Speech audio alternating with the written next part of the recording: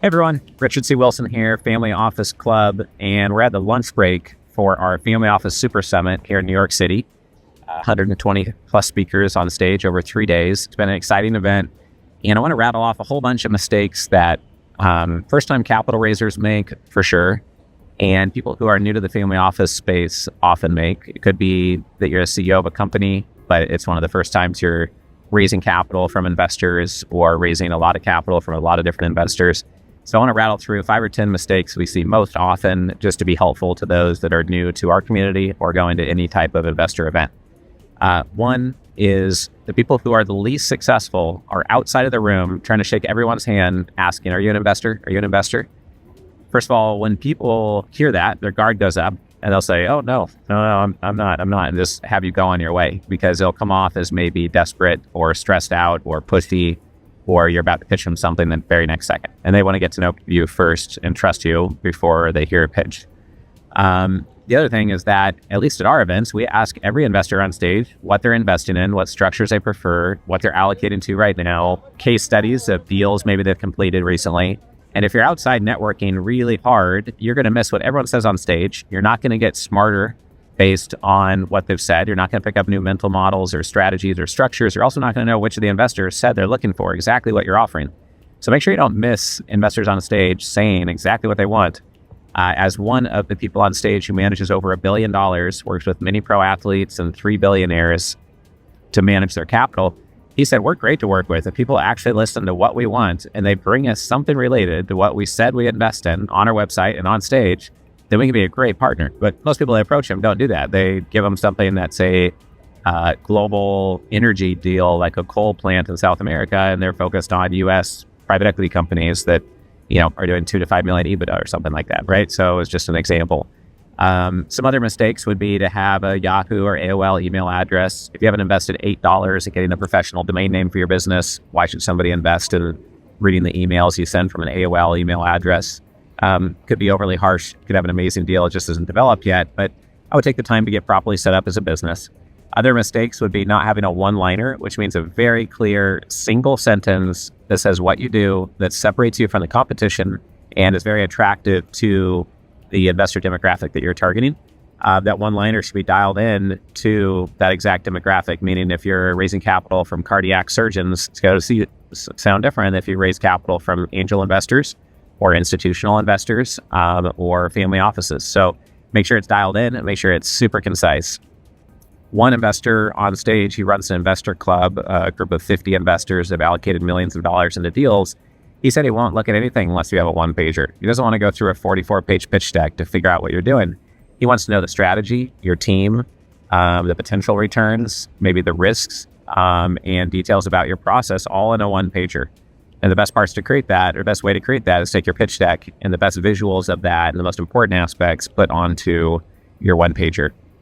We had a great panel with pro athletes that talked about how, just mental mindset wise, if you win the morning, you can win the day. They also talked about discipline and how you need to really sign a contract with yourself and what you're going to commit to doing. And then look at that contract when you're thinking to yourself, should I make that extra follow-up call? Should I do that extra travel to make this relationship deeper? Should I go out of my way to be helpful to this potential investor? They may or may not appreciate the help. And look at that contract you signed with yourself and what you committed to do, whether it's for your daughters or sons or for your spouse or for your business or for your capital raise or for your investment portfolio, and check that contract you signed with yourself to make sure that you're disciplined and you stick to what you've committed to doing. I thought that was a great takeaway.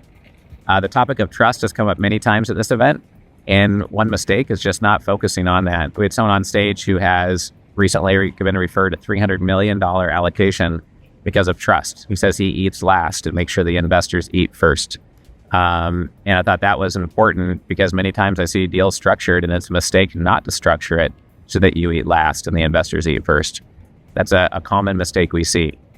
The last thing I wanted to mention is that whether you're at our event or any family office event, it's a mistake to think you're in the wrong place just because real estate comes up often if you're raising capital for a private company.